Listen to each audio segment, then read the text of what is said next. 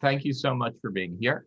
And I thought I would start out just giving a little history lesson. And since we sort of lumped feminism, women, LGBTQ issues together, my timeline sort of, which is sort of an artificial, yes, there's connection, but both are about how do we step out of the male heteronormative patriarchal traditional forms of Judaism. So I wanted to just sort of look at a little bit of a joint timeline. Am I able to share, Liz? Okay. So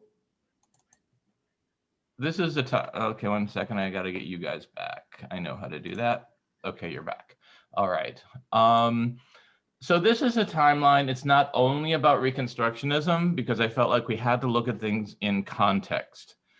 So 1890, there was a woman named Ray Frank in Spokane, Washington, who was not a rabbi, but she was an active member of the Jewish community. I believe she was an educator, and she was asked to preach for the first time. That was the first time in America that I know of, at least, that a woman was asked to preach at a service. 1992, Reconstructionism really is at the forefront in terms of feminism. 1922. Mordechai Kaplan, who was the founder of Reconstructionism, had 3 daughters and believed in equality and egalitarianism in terms of gender, which at that point, I'm sure he only looked at gender as a binary. And so he had 3, like I said, he had 3 daughters, and his oldest daughter, Judith, was born in 1910. And so when she became 12, because traditionally women reach the age of majority at 12 or 12 and a half, boys at 13, she had the first bat mitzvah at his synagogue, the Society for the Advancement of Judaism, on the Upper West Side in New York. And as Judy put it, may she rest in peace, Judith, but I'm lucky enough to have known her and remember her, and most people did call her Judy, which is funny. She never seemed like a Judy to me.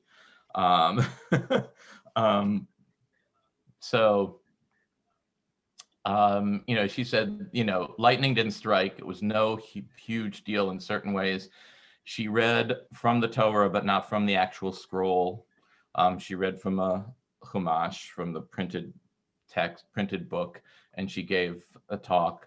But still, it was the first time that a woman, a girl, was called to the bima as a bat mitzvah. Even though the concept of becoming a bat mitzvah, becoming of the age of majority in Jewish tradition always existed, that idea of having a ceremony which, like, similar to what boys had, was new. So at that point, there was no Reconstructionist movement. Mordechai Kaplan, though, his philosophy was called Reconstructionism, and he believed in building on the tradition, not throwing it out, not reforming, but reconstructing, taking what we knew and then building upon it, and changing it to meet the needs of the times, or adapting it to meet the needs of the times. He felt that certainly equality for women was part of that. So he was teaching and practicing within the conservative movement at that time. And so he really affected the conservative movement.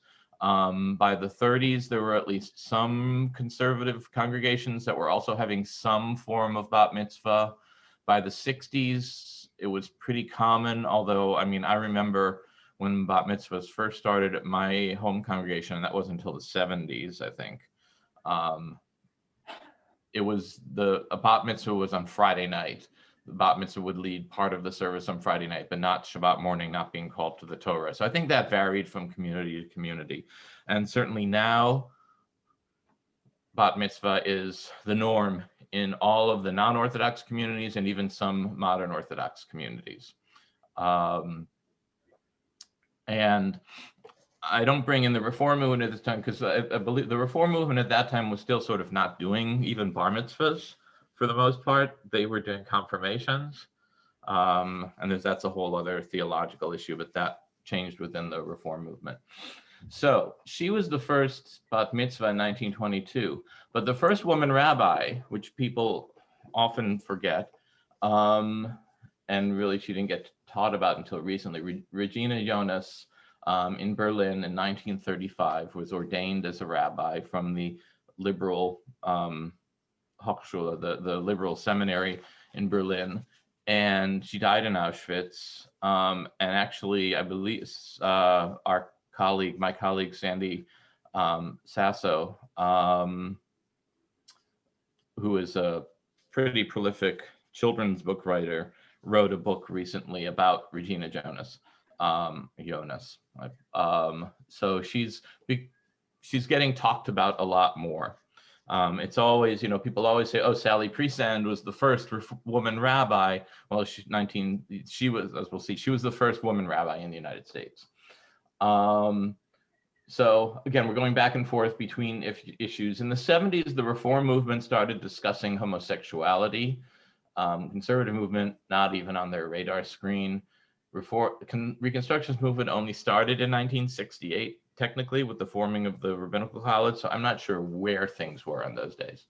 1974, Sandy Eisenberg Sasso was ordained as the first Reconstructionist rabbi. Oh, these are in reverse order. 1970, though she was accepted before Sally Priesand was to rabbinical school, but 1972, Sally was the first woman ordained as a rabbi by the reform movement.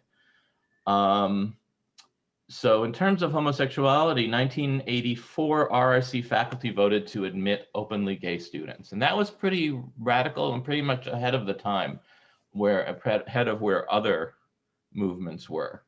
Now, I started RRC in 1988, and there were already at that point, there were, I want to say LGBT, but there were LGB students. I don't know that queer wasn't really used back then, and trans students came much later. Out trans students, at least I was not aware of any. So gay and lesbian students, definitely 1988, there were a good number, because we were the only school that was openly accepting openly gay students, and faculty as well. So so we were definitely ahead of the time there. It's really interesting to see the timeline for me, because I think, like I said, I started in 1988, and for me, on the one hand, it was the norm. On the other hand, I wasn't out at that time, and I didn't feel comfortable coming out, and I actually eventually was married to a woman. But that's, even though it was acceptable, there was still, I think, part of me and others who felt like, it still wasn't totally the cool thing for rabbis, even though there were so many. But some of that has to deal with internalized homophobia, which is a whole other issue that I'm not even going to go into right now. 1985, the first woman was ordained as a rabbi by the conservative movement.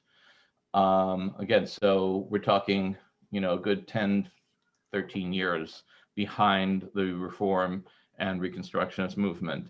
And, I have to say, when we're looking at all of these issues, and this is true in general, when you look at how the movements make decisions, and it really is, it's tied to what their sort of raison d'etre is, or the ikar in Hebrew, the central guiding principle. The conservative movement is about conserving tradition. So they see themselves as a halachic movement bound by halakha, Jewish law, but they do see Jewish law as flexible and adaptable, but they still have to make changes that they feel are not breaking totally with the tradition. So in order to ordain women, they had to go through this whole halachic process of learning Talmud, codes, etc., to discover really what their loophole was. There was no prohibition. There was no overt prohibition of women as rabbis. So that gave them the okay. The reform movement, again, their belief was we keep the principal beliefs that we have, and then we sort of throw out in its origins, at least, and this is, again, oversimplification, we sort of get rid of the things that don't mean anything to us today. So to say, all right, you know what, it makes no sense that women can't be rabbis. The Reconstructionist movement, in the sense, did the same thing, but the Reconstructionist movement still likes to look at the tradition more and see how we can adapt the tradition, reconstruct the tradition based on where the community is at the time. And so with the Reconstructionist movement, it wasn't as much like, oh, get rid of it. It was like, okay, you know what? The times are different. So of course, you know, women are accepted as rabbis. And when we get to LGBTQ issues as well, it's the same sort of process.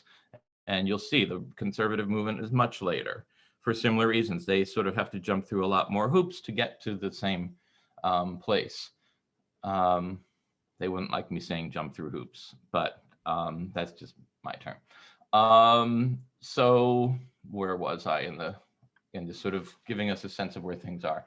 So 1985, first woman conservative rabbi. 1987, only 2 years later, Joy Levitt is elected the first woman to serve as president of the Reconstructionist Rabbinical Association. So, you know, conservative movement, just ordaining women. We have a woman president of the Rabbinical Association. 1990, RRA votes, the Reconstructionist Rabbinical Association votes to have a non-discrimination policy. That's in terms of LGBT identity. Again, I'm saying LGBT, now, back then it would have just said lesbian and gay, most likely, I have to look. 1990, the reform movement, sorry, that's it, okay. 1990, also the reform movement issues a statement on gay and lesbian equality, including ordaining gay rabbis. Again, LGBT is really an acronym. It would have said gay or gay and lesbian. This is really interesting. So this is going back, I had totally forgotten about this. When I was in rabbinical school, 1988 to 1994, so I don't know exactly. So the movement had voted to accept gay rabbis already. The Rabbinical Association, even within the Reconstructionist movement, was struggling with what did that mean, because if we're accepting gay students, then that means they're going to be gay rabbis. And let's face it, in the early 80s, there were still people who had issues with that, even within our movement. That was just the reality of the times. So there was a commission or within the Rabbinical College that was first called the What Now Committee, which was sort of did a lot of teaching and learning around LGBT issues, gay and lesbian issues. And then that was followed up with the What Next Committee. Where do we go from here? And I was on the What Next Committee. So it's so fascinating to me that we were even struggling with that back then. But of course it makes sense that we were, because it was still a big change. And I think everybody within the Rabbinical College, especially the student body, was in favor of the change. But we really need to look at what are the implications? How do we really make the college and our movement inclusive? And I know for a fact, as a student rabbi back then, I was a student rabbi at Haskalah, among the Jews in the pews, as some people will say, not that we have any pews, people were struggling with it as well. But that's, again, so was society in the early 80s. We forget in the early 80s, this was still in the very early days, sorry, not the early 80s, late 80s, early 90s. We're still, in the middle of the AIDS epidemic. Our society was changing, and some people had a hard time with that. Just as I know I'm sure there were people who had issues with the changes of status for women at some point. So we were definitely struggling with that as a movement. And did I not put it in here? There was a commission, a Reconstructionist commission on gay and lesbian issues that was formed around the same time. I actually have it pulled up here somewhere, but I didn't put it on the timeline for some reason. Really looking at what are the implications, why do we feel this is right? And it was really and we'll look at a paragraph from the document in a minute. So it was really something that we struggled with and processed with, but that the majority of people knew was right. So where was I? Sorry. 1990 was the first publication of Kol HaNeshama, the Reconstructionist movement's prayer book, which was, as far as I know, the first really truly egalitarian prayer book, though I don't think there was anything about gay and lesbian issues in it at that point in time. It's similar to the version we have now, but actually it was redone later, so I think they added some things later on. But that was a big deal because it was the first truly egalitarian prayer book, and the other movements sort of followed suit. That sort of happened with every one of our prayer books, is that the other movements took the best from us and then changed it to fit the needs of the conservative and reform movements. 1991, I don't know how many people have ever read the book Twice Blessed or remember the book Twice Blessed. That was a big deal. It was a book about being lesbian and Jewish particularly, that was published by Christy Balka, who is the partner of Rabbi Rebecca Alpert, RSC grad, and Andy Rose. And it was a series of essays about what it meant to be lesbian and Jewish. And it was pretty groundbreaking. And I remember there was a reading of it with the editors in Mount Airy in Mount Philadelphia, where I lived at the time. And the one thing that stuck out, there was one essay by a lesbian congregational rabbi. She didn't say what movement, and she just went by the name La Escondida, which I believe is the secret one or the hidden one in Spanish, right? So many of us knew at that time, because we knew she was a scholar in Spanish Jewry, that it was Rabbi Leila Gal-Berner, who at that time was at Temple Beth Israel in Media, a Reconstructionist congregation, and still did not feel comfortable coming out. She didn't know if it would affect her job, because even though in Reconstructionism, even though the college had made the decision, the movement was still not quite where the college was. And if you look at American Jewry, and one thing I have to say is, if I say anything that doesn't make sense, or if I say anything that you have a question about, just stop me and ask. Otherwise, I'm just going to keep going. When you look at the different non-Orthodox movements, in the conservative movement, the rabbis, really sort of the ordained rabbis, sort of lead the way.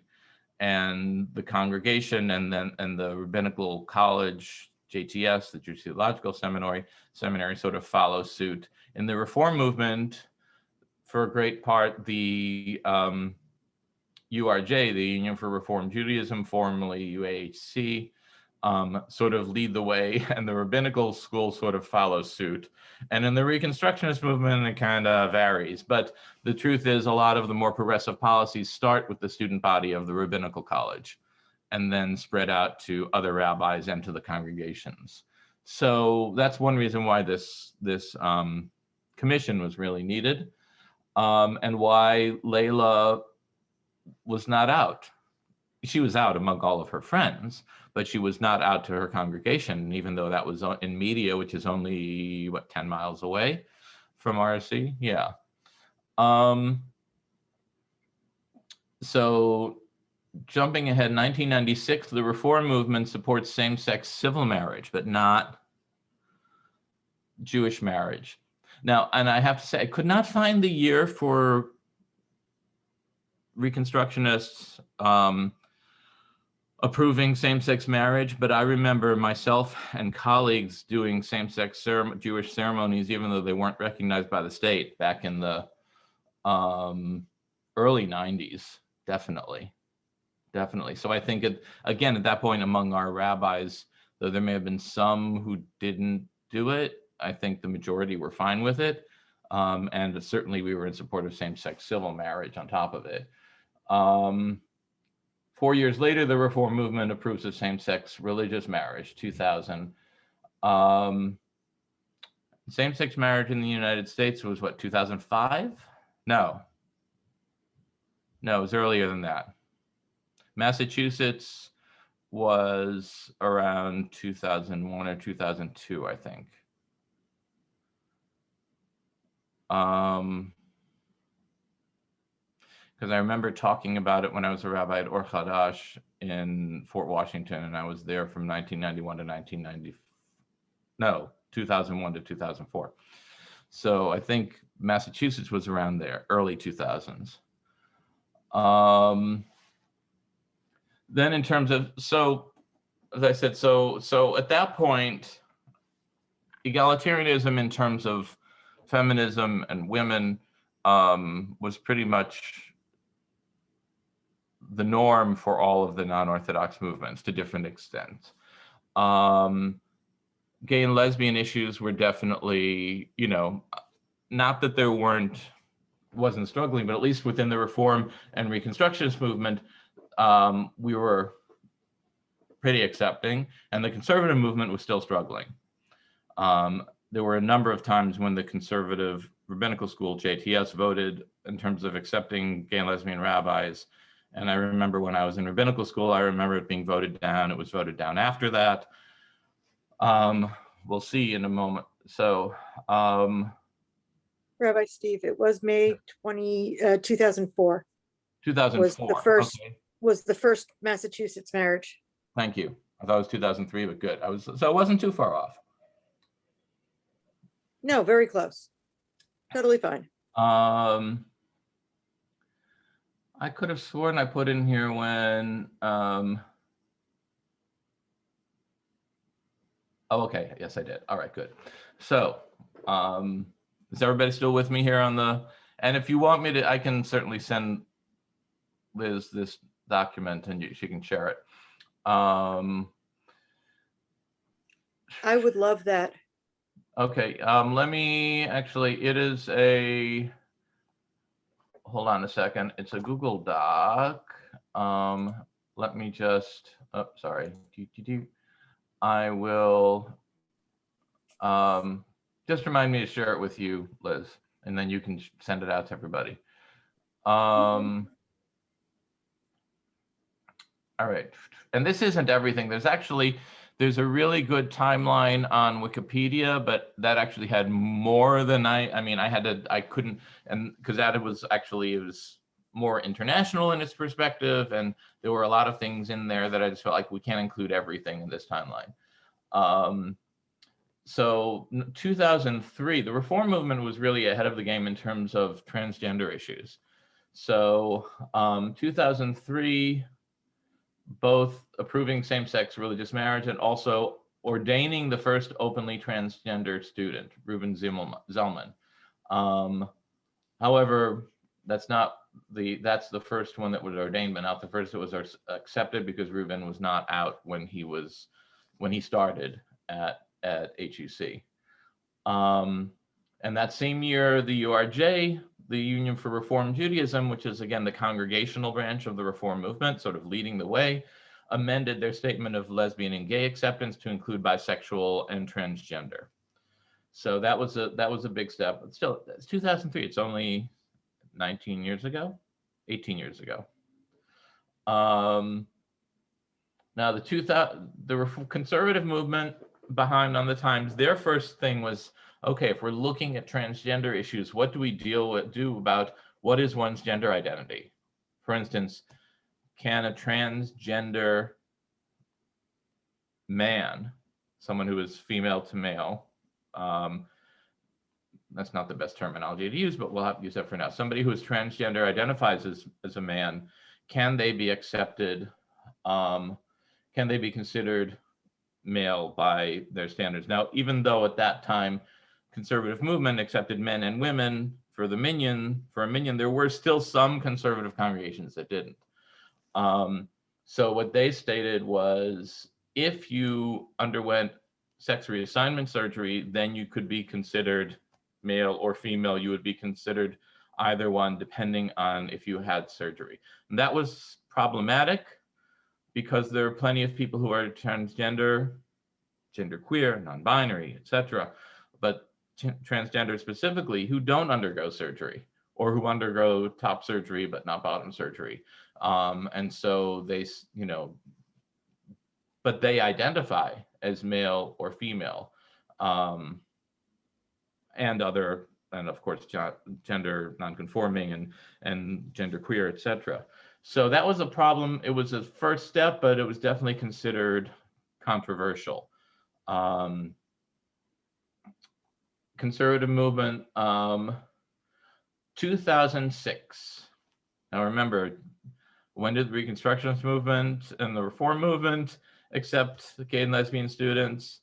80s, early 90s, late 80s, early 90s. 2006, the conservative movement issues their halachic ruling based on Jewish law, accepting gay and lesbian, saying that they should be accepted as part of the community like anybody else, and we can ordain them as rabbis. 2006, it took a long time. It shows you how sort of ahead of the game we were, and the Reform movement was. 2006, HUC ordained, Elliot Kukla was the one who was, right, 2003, okay, this is wrong, this is accepts. 2003 was the first time they accept the first openly transgender rabbi. 2006 was the first time they ordain the first out transgender rabbi, but Elliot was not identified as Elliot when he started. He was not identifying as male.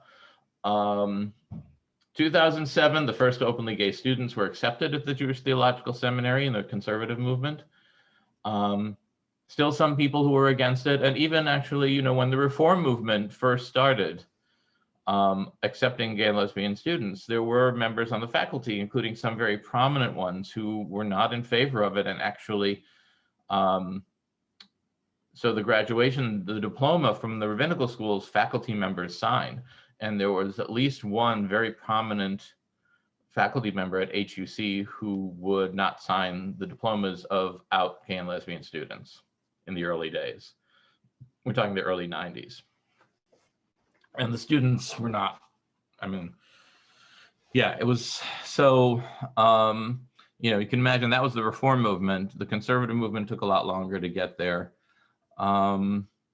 So again, 2007, the first openly gay students were accepted at the Jewish Theological Seminary. 2007, Toba Spitzer is the first, just correcting here, is the first LGBT president of a rabbinic association, which is the Reconstructionist of Rabbinical Association. So again, it shows how far apart we were.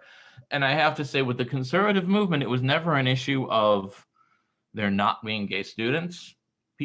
Some students did come out while they were there, and but I don't know of any conservative rabbis from those days who came, or rabbinical students in those days who came out if they were going to a congregation. If they were doing other rabbinic work, they felt they could maybe come out, but certainly not if they're planning on going to congregational life. And the truth is that in the conservative movement, that's still an issue. And I know, listen, the reality is I hear from colleagues of mine who, are looking that there are still some Reconstructionist congregations who, there are people within them who question having a queer rabbi. It's not the majority, but, it still exists. Rabbi, there's still conservative congregations that have a problem having a female rabbi too. Yes, there are. And there are still very few, but there are still some conservative congregations who I believe don't even allow women to be counted in a minyan. So just to explain how things work in the conservative movement, which is very different from how things work in the Reconstructionist or Reform movement. So there's conservative laws, Committee of Law, Jewish Law and Standards. They're the ones who make the halachic Jewish legal rulings for the movement.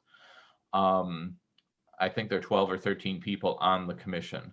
So people study, they discuss, and then they write a teshuva, a response to the question. The question here, let's say, in terms of accepting women as part of a minyan, accepting women as rabbis, etc., and then they vote. If there is one, I don't know what happens if there's a tie, but I'm pretty sure it's a 13 number. I think it's a 13-person committee. I could be wrong. But if there is if there's a majority and minority opinion, in keeping with Talmudic tradition, both opinions are written and accepted, and it's up to each individual rabbi which opinion they go by. It's still given, because the individual rabbis are seen as the Mari D'Atra, the head honcho for their community. So now if it's unanimous, then if you're a conservative rabbi, you have to accept the ruling. But if there's a majority and minority, you can accept either. So that's why, even though the conservative movement was counting women towards the minyan in the 60s or early 70s, I grew up in a congregation in Scranton, Pennsylvania, where I think women were not allowed to be counted in the minyan or have an aliyah or anything like that until 1991 or 92. Whoa. So 15 miles away in Wilkes-Barre, our sort of twin city in a way, their rabbi in the 70s they were allowed to count women in the minyan, and they were allowed to come to the Torah and all of that. So probably 15, 20 years difference. And that was really because there was a majority and minority opinion that the rabbis could go by. And so we had a very conservative or conservadox rabbi in Scranton, and there was a very liberal conservative rabbi in Wilkes-Barre. Reconstructionist movement. Sorry. I was going to say, I have a friend who's a rabbi who's been a rabbi in both conservative and Reconstructionism, and they've had issues when they were at a conservative synagogue where there was a tefillin society, and the rabbi was supposed to run the tefillin society, and she was the rabbi, and they didn't react well to that happening. Yeah, it's really interesting to see how every community has their issues that they're more sensitive about. But the Reconstructionist movement, again, in theory at least. Wanted to fill in. Let me open. So a tefillin club is usually, so again, the tefillin are the things that we wrap around our arms and head and stuff. And so when I was a kid in Scranton, there was a tefillin club. We called it the Minionaires. And every Sunday morning, the boys and their fathers went to shul. We'd have services. We'd put on our tefillin. We'd lead the services, and we'd have lox and eggs and everything for breakfast. So something along those lines. But traditionally, they were for boys. And even today, even though in the conservative movement, women can wear tefillin and talit and all of that, especially with tefillin, there are far fewer women who do, but there are also far fewer men who wear them than wear a talit or a kippah. So this is a community where so there was some kind of a tefillin club or whatever they called it. So the rabbi is supposed to teach the kids how to put on their tefillin, and this was a woman rabbi. And so, yeah, it's fine for you to be our rabbi. Wait a second. You want to teach our kids how to put on tefillin? You want girls to wear tefillin? Wait a second. So you still find things like that within the conservative movement. And so what happened? That's true. What happened in the end? Well, they didn't stay the rabbi in that community for a really long time. Not just because of that. I mean, that happened, and they led the tefillin group and had tefillin, and they started out by opening it up to both women and men to learn about the tefillin, and then pretty much only men stayed to do it. And what kind of a synagogue was this? Conservative. It was conservative. Okay. Sorry, I meant to put on that background. So yeah, I mean, and it's interesting within the conservative movement, and even within the Reconstructionists to a certain extent, there's like, okay, we're okay at having a a woman rabbi or a gay rabbi, but there's certain things that we're still uncomfortable with, or certain people are still uncomfortable with it.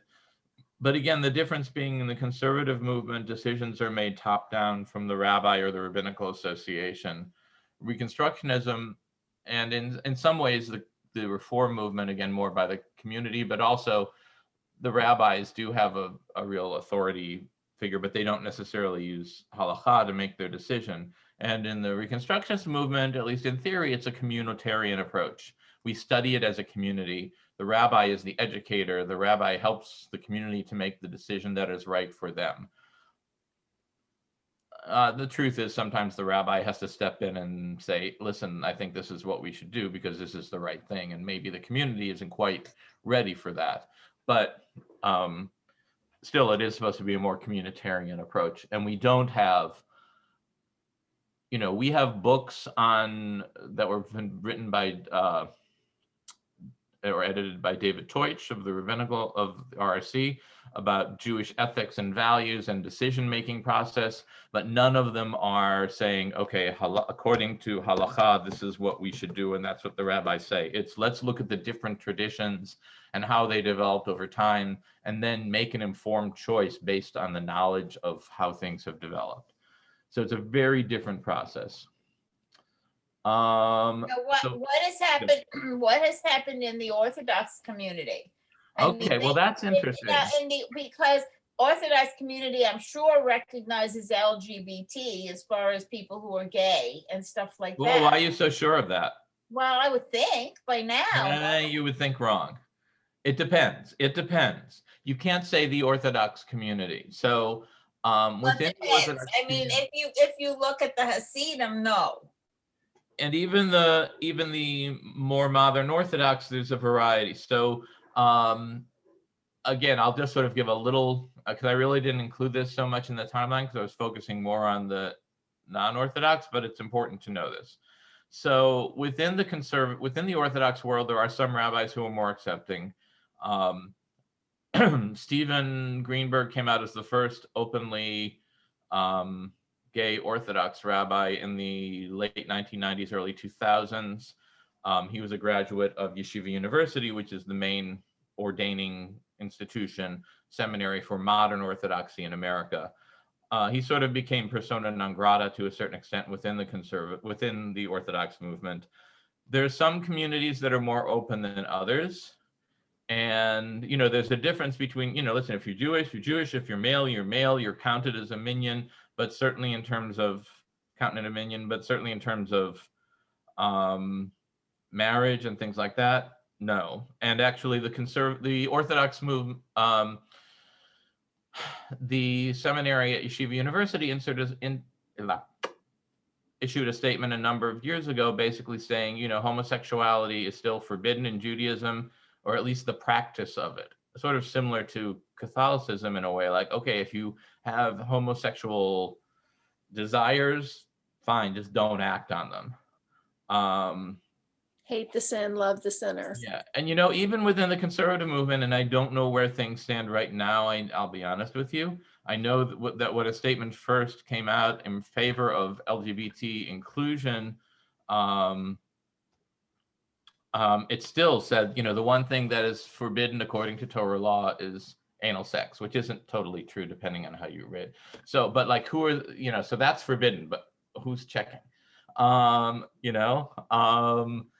And I do know people within the conservative movement, and actually even I think Steve Greenberg wrote about this when he first came out as gay and Orthodox, that he did not participate, be in that because he saw that as the one thing that was forbidden by Torah law. Homosexuality was not, but that one particular act was. So the Orthodox movement came out with a very mixed, the modern Orthodox Yeshiva University Rabbinical School came out with a very mixed statement on that, trying to be somewhat accepting, but also stating, certain behaviors are unacceptable. But people should be accepted as part of the community, but certainly nothing about same-sex marriage. Yeshivat Chovevei Torah and Yeshivat Maharat, which are the two sort of progressive Orthodox institutions in New York and Riverdale. One ordains women as either they call themselves different things, but they are considered rabbis to a certain extent, but they still cannot do certain things.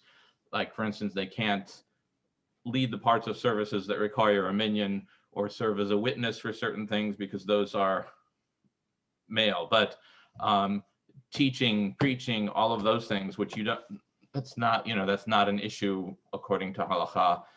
They do that. So if you go to, say, the Hebrew Institute of Riverdale, which is sort of like their flagship congregation, they'll have a male and female rabbi, but there are certain things that only the male rabbi is allowed to do. Now, they have also been open to having gay and LGBT and I think transgender. I'm not positive on that. I have to, again, I was focusing more on the non-Orthodox world, to be honest, because there's just so much we can do in a short period of time. But I know that they have gay students, and actually there was an issue a couple years ago, it was pre-COVID, I know, where there was a couple that wanted to get married, one of their students to another man, and they didn't allow it, and there was a GoFundMe that allowed them to go elsewhere to someplace somebody that would marry them. So they're still that more liberal wing of the Orthodox movement, represented by Chovevei Torah and Yeshiv and Maharat, the two more liberal Orthodox institutions, are sort of they're still on the struggling phase, trying to figure it out, but they're definitely more open. But the traditional, even modern Orthodox world is struggling a little bit more. And I think it really depends on what community, what synagogue you go to. And definitely in the more ultra-Orthodox and Hasidic world, it's not accepted. I know that there was an ultra-Orthodox rabbi in Israel who came out as trans, and they are no longer serving as a rabbi, as far as I know. So that, they're a number of years behind us, but I think the more liberal branch of Orthodox Judaism is struggling, and to some people, some within the Orthodox community, they're still persona non grata, and for others, they're responsible for keeping people in the Orthodox world who otherwise might leave it, as they have in the past. So I think they're still struggling. So that's why I say, don't make an assumption. It really depends on the specific community within the Orthodox world. But they've made progress. They have made progress. Good. So I couldn't find the exact date. And I think Koach Baruch, I can't remember, Fraser, was the first openly, no, it was Jacob. Jacob Lieberman was one of the first transgender students accepted at RRC. And I'm pretty sure he was ordained around 2011, 2012. So somewhere around 2008, RRC started accepting openly transgender students. 2009, Congregation Sharei Zahav, which means Golden Gates, in San Francisco, the LGBTQ congregation in San Francisco published the first truly inclusive LGBTQ Sidur. 2012, conservative movement approved same-sex religious marriages by unanimous vote. Important. So that means, can you force a rabbi to do it who won't do it? Not really, but what it's saying is we expect all of our rabbis to perform same-sex ceremonies. Right now, the big issue in the conservative movement is interfaith ceremonies, and we have I know of a couple rabbis, including one very prominent rabbi in Philadelphia, who was excommunicated, was kicked out of the conservative rabbinical assembly because he performed an interfaith ceremony for his daughter. So that's sort of where they are in terms of struggling. But are there still issues for women in the conservative movement? Yes. Are there still issues for women rabbis? Yes. And that's, the truth is, it's also a problem in our movement because it's a problem in society. Women get judged differently. Queer people get judged differently. I remember once a friend of mine who was a woman who was a Reform rabbi said she still wore a robe. And I was like, how could you wear a robe? That's like so old fashioned. She said, because then people don't comment on what I'm wearing.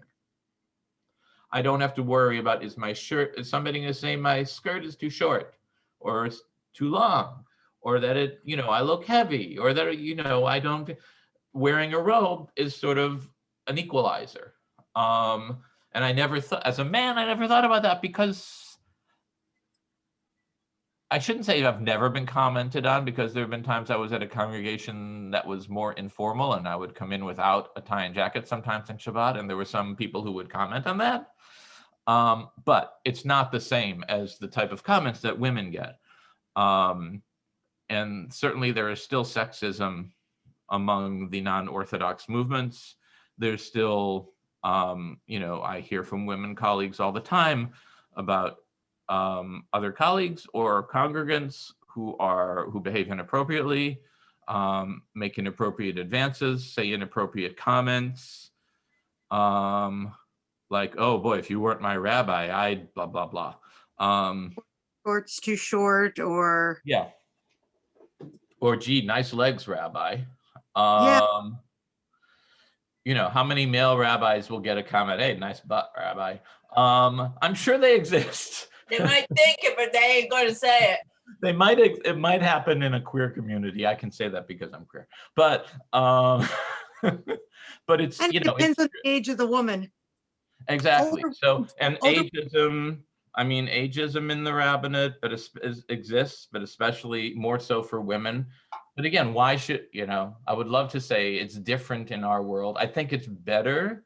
I hope it's better in the Reconstructionist world than in other places, but it still exists because it exists in our society.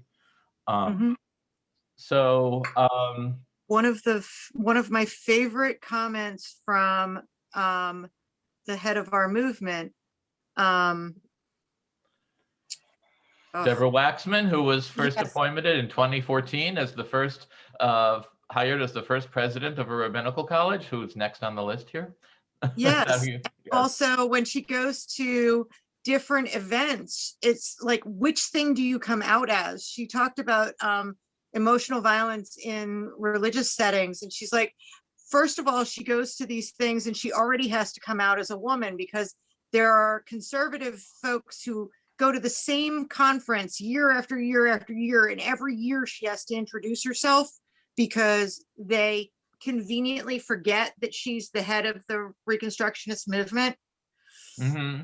And then do you also then expend the emotional energy to then come out and say, and my partner Jane, blah blah blah? Yeah, like it's that. Or my wife. It's exhausting. Right. I don't know that it's worth it. Well, well, that's an interesting question. I think, and again, it's very important that they have a partner, because that is like a second half of them. But is it worth announcing it to everybody in God's creation? I don't know. Well, would I, if you went to something with your husband, I would introduce him, yes.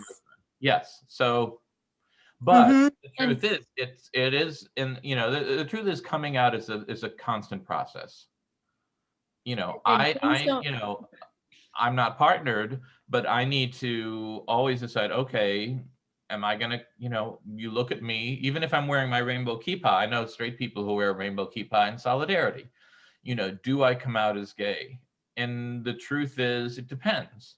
It depends on the context. Is it some place where I'm going to intimately work with people that I want them to know I'm gay, or is it someplace I'm just going to be there for an hour and then leave, and I don't necessarily want to get into the conversation? But for her, being in the role of the president of the Reconstructionist Rabbinical College, which is really the head of the Reconstructionist movement, she kind of has to come out all the time, and it's exhausting. It's exhausting. Yet, Very exhausting.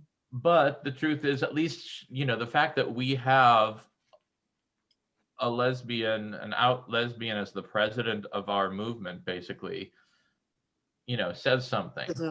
Yeah.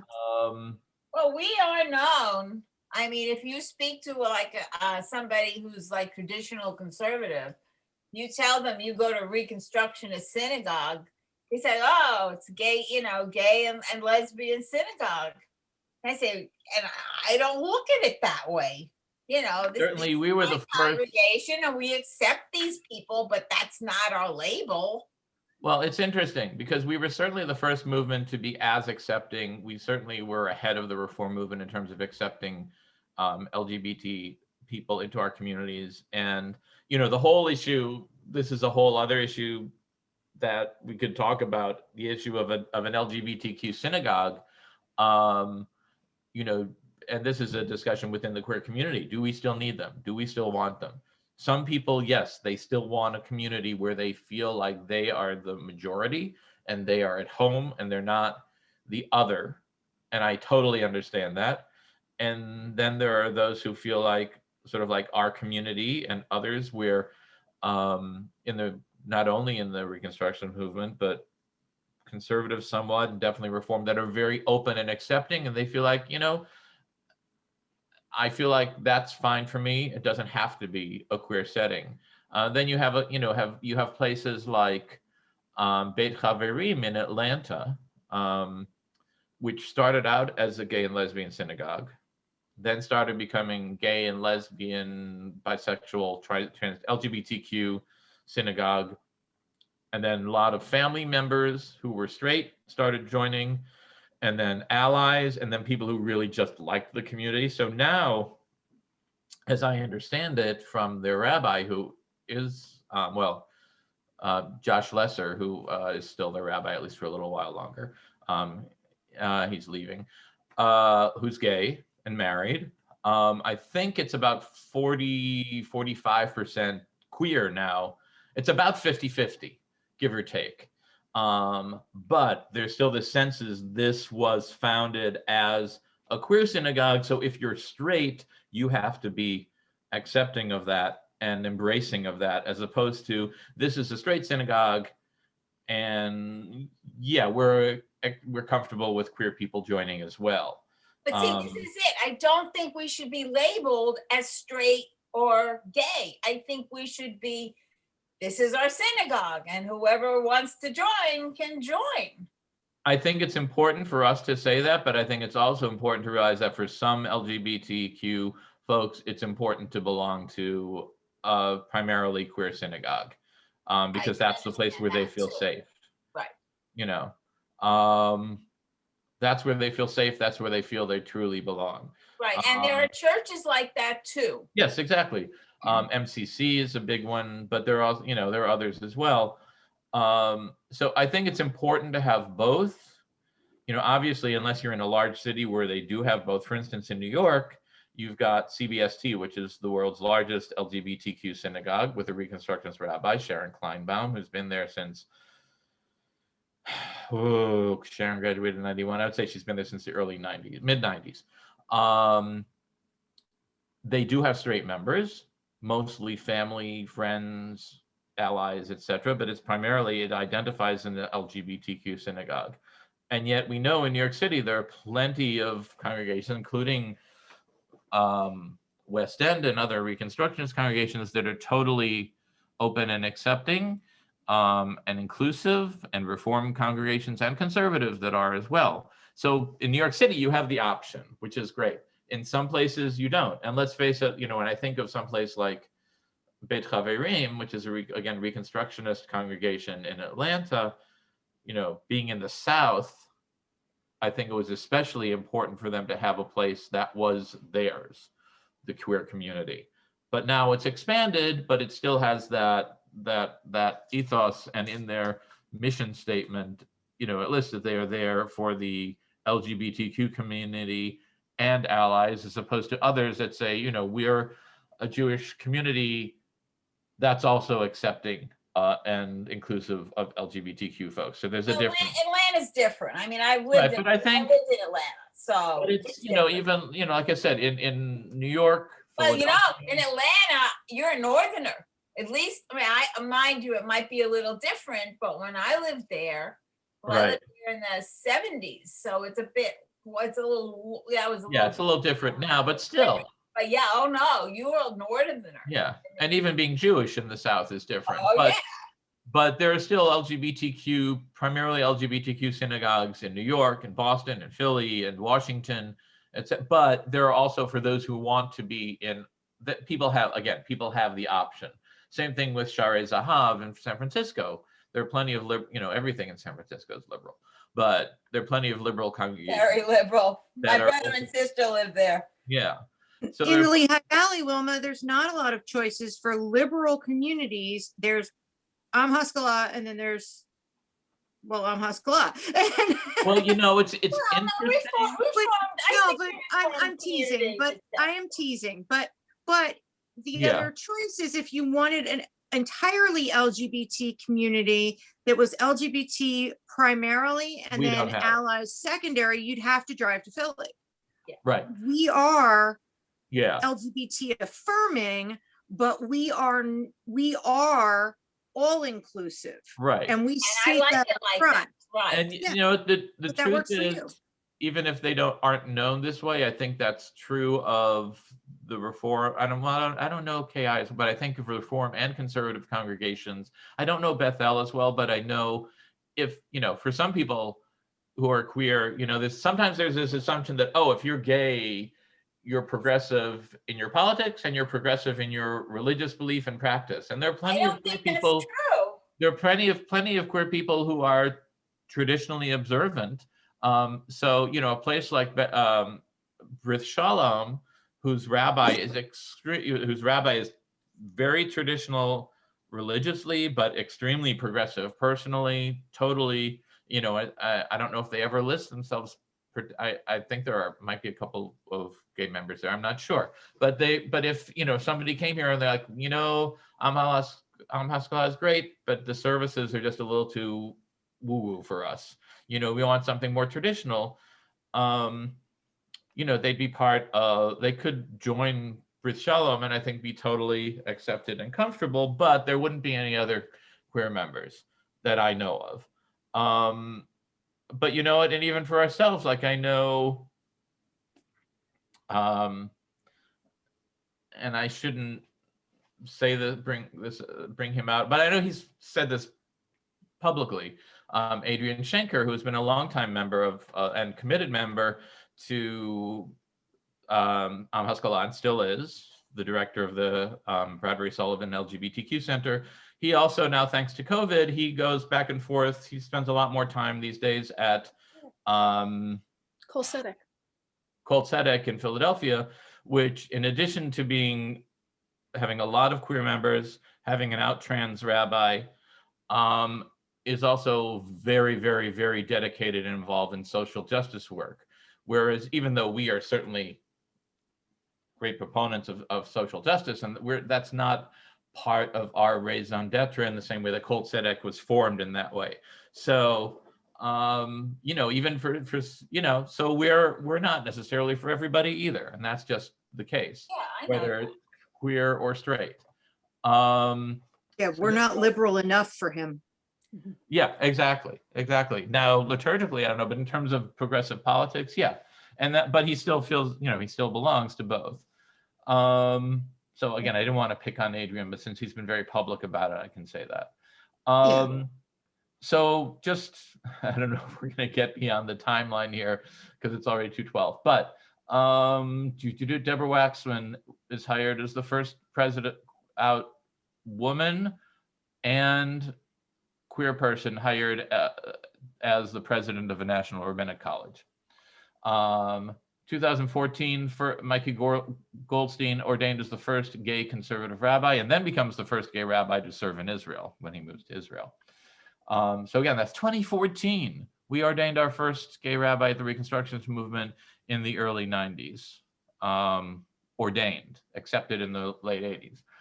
To 2015, Denise Egger becomes the first openly gay president of the Reform Rabbinic Association, which is the oldest and largest rabbinical association in America, North America. 2015, also the Union for Reform Judaism, which is again the congregational arm, passed a resolution on the rights of transgender and gender nonconforming people. So there, there's a lot of, and also in 2016, the Conservative Rabbinical Assembly passed a resolution affirming the rights of transgender and gender nonconforming people. And I don't know if there have been any out trans rabbinical students at JTS. I apologize, I meant to check into that. And then in 2017, surprisingly, 2 years after the reform movement, our movement approved a resolution committing themselves to work for full inclusion, acceptance, appreciation, celebration, and welcome of people of all gender identities, etc. So I think that was already in practice in the Reconstructionist movement. For some reason, our rabbinical association, sometimes we take a while to do things, didn't pass it until 2017. So that's where that's where the Jewish community in America stands. Not dealing with the rest of the world because to some degree they're behind us. Can you give me a 2-second break? Mm-hmm. Talk amongst yourselves. I'll be right back. I have one quick question. I'm going to pause the recording. Okay.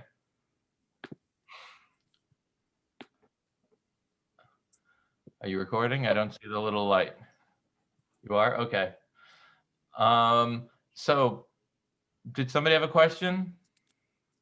No. Okay. So I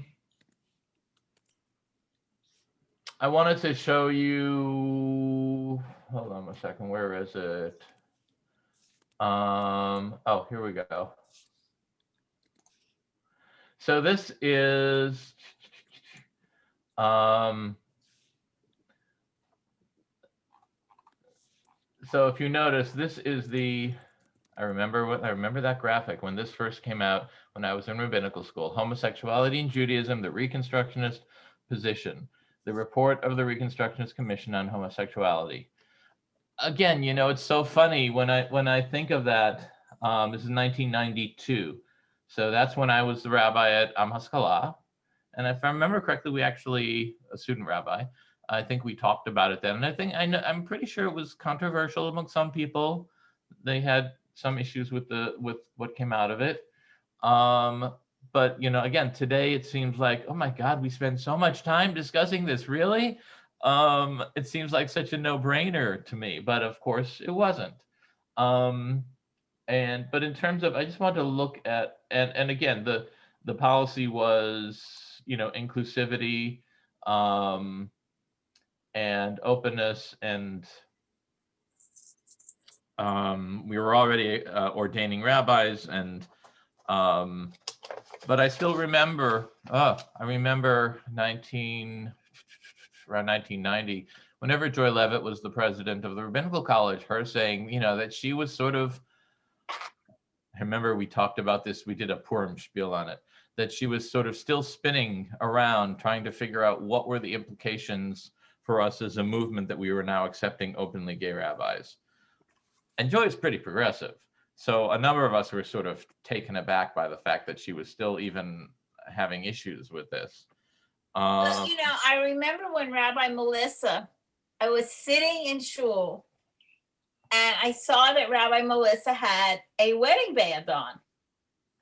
And I said, oh, did Rabbi Melissa get married?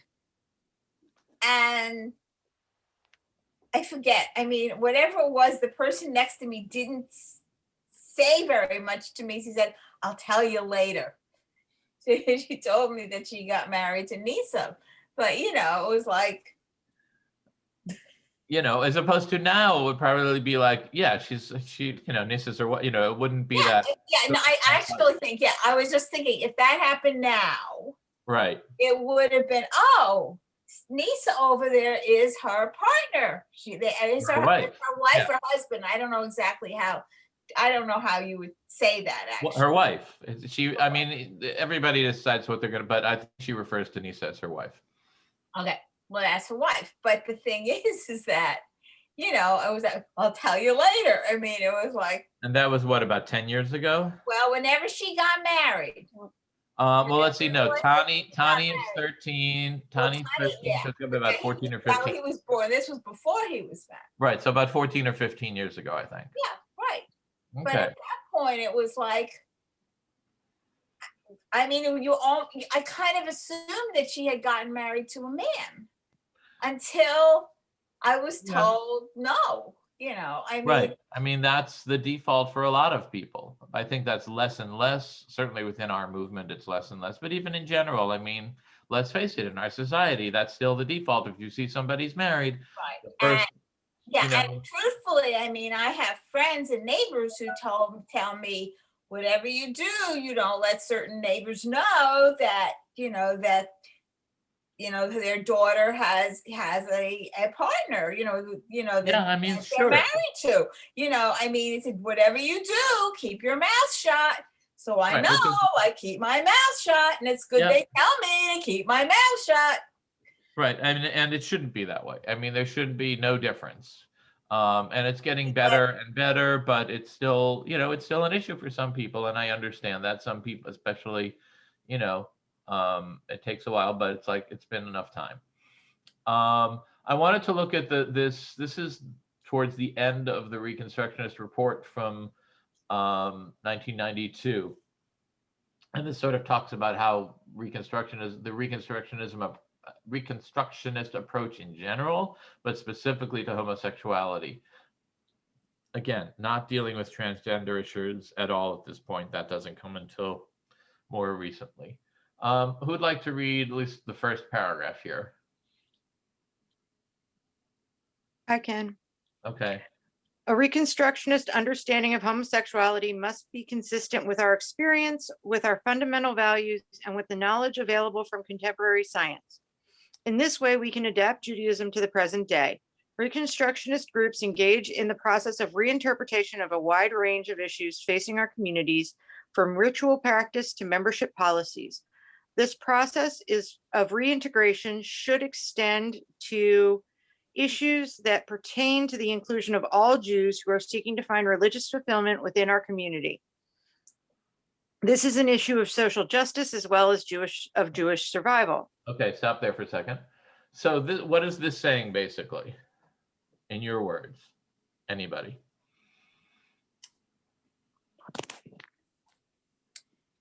Well, it's basically we can reconstruct Judaism to fit the issues facing our communities in all forms. Mm-hmm.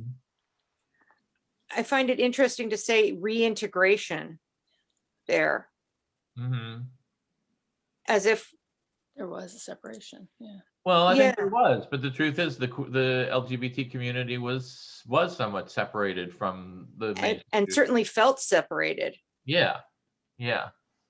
And it's almost as if we need to not just reintegrate, but also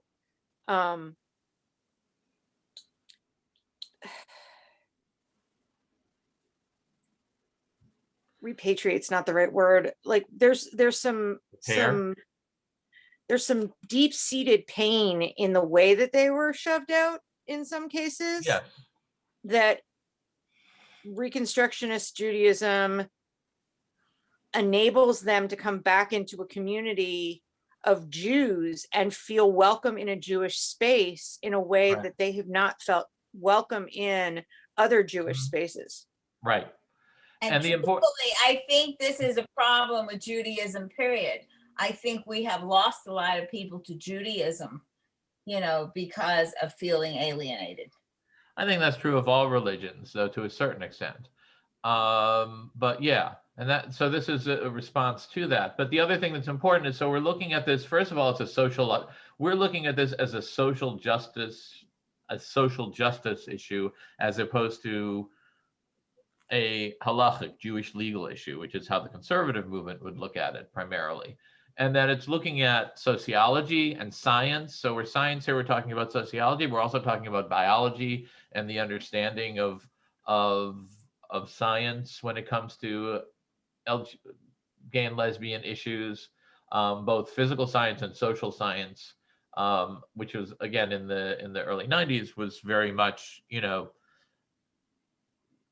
I mean, homosexuality was removed from the DSM-3 as a psychiatric disorder in the 80s. But I remember when it was done. I think it's when I was in grad school, which was the early 80s. It may even been a little later than that. No, I think it was early 80s. So it's not that far. It's not that much later. This is about 10 to maybe 15 years later that this was done. So it's about physical biology, social science, all, that takes a role in it, well, but it's primarily a social justice issue, which is true about women in Judaism as well. That was seen as a social justice issue, but it didn't have the, women weren't being told they were biologically or psychologically or psychiatrically sick because they were women. Well, they were gay. Yeah, but no, I'm saying women weren't being told that, but We were just gay hysterical. people were being. We were just hysterical. Yes, exactly. So that's why I sort of hemmed and hawed, because there was a sense that certain things about being a woman were seen as psychiatric issues, maybe, and still are by some people. Whereas until fairly recently, before this was written, gay people were seen as sick and still are. There's, thank God, all of the movements, including the modern Orthodox movement, now have spoken out against reparative therapy, quote unquote reparative therapy. There's another word for it. Restorative. Not restorative. Conversion. Oh, Conversion therapy. Conversion therapy for people who are queer, to try and make them straight. There are still people who do it. There was a Jewish organization called Jonah, which I think Southern Poverty Law Center brought a lawsuit against, and other people have brought lawsuits against, so they're not existent anymore. And there's certainly some Orthodox and ultra-Orthodox Jews and rabbis who believe that it is a valid form of therapy, but even the modern Orthodox movement has come out, not CCAR, the RCA, Rabbinical Council of America, which is the modern Orthodox rabbis, have come out against conversion therapy. So the idea of it being a biological illness or abnormality is no longer acceptable. But here, it was definitely already saying that's not an issue, and this is a social justice issue. Somebody want to continue with the next paragraph, or? For Reconstructionists, the Jewish values that affirm the inherent dignity, integrity, and equality of human beings have primacy over traditional prohibitions based on biblical, rabbinic, and medieval texts condemning same-gender sexual activity. We accept it as our sacred task to correct the misunderstandings and resulting in injustices of the past, and to fulfill the Jewish obligation to seek justice. Our understanding of homosexuality is in part to be seen in this light. Okay. I just want to make a comment. And the last thing we did, it also said we're talking about Jewish survival. And I think that's really important. Social justice and Jewish survival. I don't know. I don't see it there. And if we're automatically rejecting, give or take, 10% of our population, that's not great for Jewish survival. But it's primarily about social. What does that say? One in every minion. Yes, thank you. That's great. I love that. So this is very Reconstructionist, because what they're saying is we're not rejecting Jewish principles of Jewish law. What we're saying is the principle of the inherent dignity and equality of all human beings, which is rooted in B'Tselem Elohim, that we are all created in the image of God. Doesn't say only Jews, doesn't say only straight people. We're all created in the image of God, and we should all be treated equally. So what they're saying is not Jewish law doesn't matter. What they're saying is this Jewish law about the inherent dignity and integrity and equality of human beings, that has primacy over any of these traditional prohibitions based on biblical, rabbinic, and medieval texts interesting that says same gender, same sex sexual activity. Because again, the whole issue of gender and the issues around gender binary and gender fluidity and non-binary, that wasn't 1992, that was not even being discussed.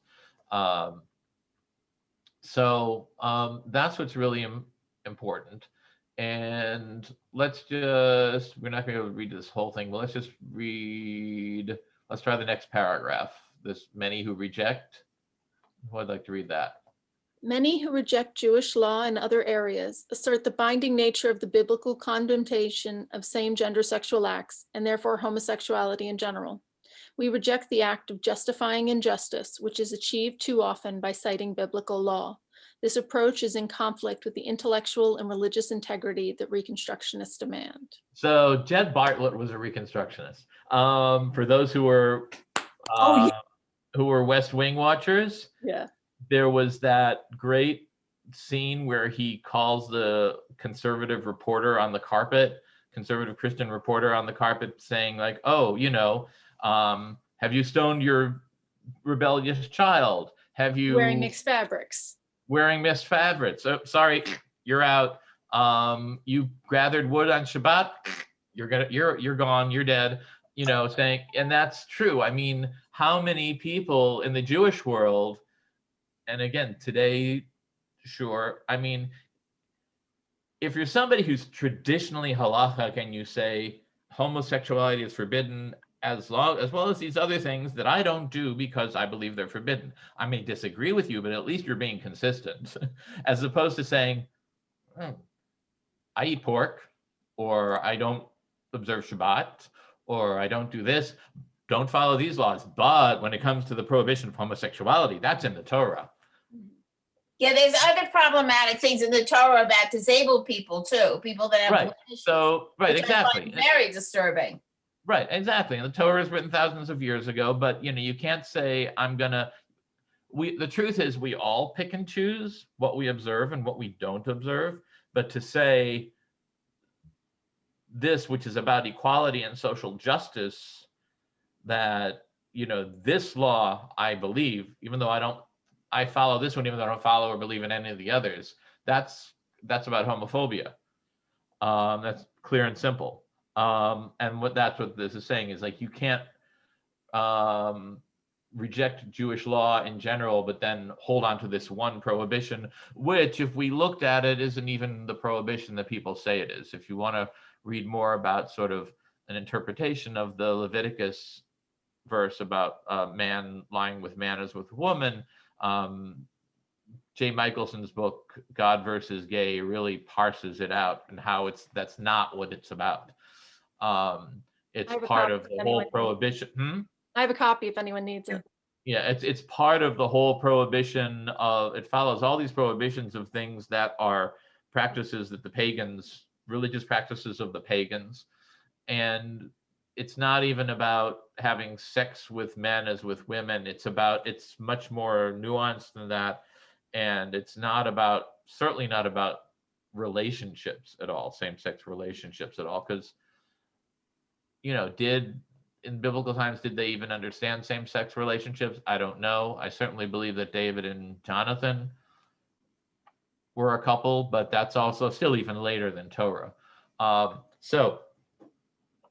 But even if you do believe that's what Leviticus was saying, to say, well, I'm going to follow that in Leviticus, but I'm not following anything else in Leviticus law code, just that one, basically it's saying, no, sorry, that doesn't work. It basically says you can't be a Reconstructionist and use Torah to justify your biases. Right, or to justify prejudice or social injustice. And, that's been done in history. I mean, listen, the Christian world used Torah. They didn't call it that. Christian world used scripture to Burn